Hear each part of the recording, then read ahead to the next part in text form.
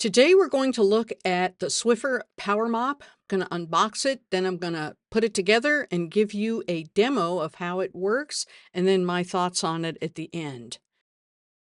The Power Mop comes in 3 pieces that I assemble here. I had a little trouble with the electric.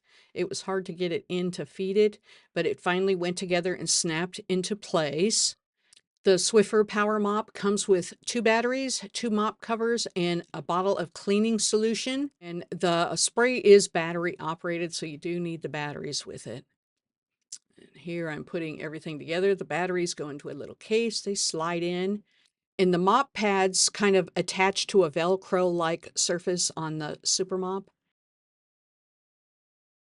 They suggest that you sweep the floors prior to using this, which I did not. I'm thinking, what's the use of having a super mop if you have to dust the floors first? So with the included mop pads, once I started using the solution, it was really hard to use. But on the other hand, I thought it was great exercise, but it cleaned really well. And you had that nice, clean Swiffer smell with it. I have severe allergies, so the dogs are limited to the non-carpeted areas of the house. I have 2 very large, very shedding dogs.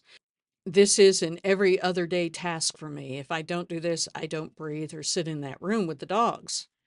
So here I'm sweeping everything up, getting done. This room is like 30 by 40, very large room. And here is the mop when I finish this room. The Swiffer mop after cleaning the den 40 by 30 and 1 galley kitchen with 2 large, always shedding dogs.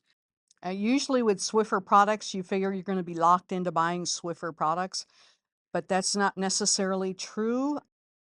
They have many alternates. I got these, they work great, and I didn't have the problems that I had with the Swiffer mop where it was wet. It was really hard to push. These I did not. And also the cleaning solution, I figure I'm going to go through a bottle every time I mop.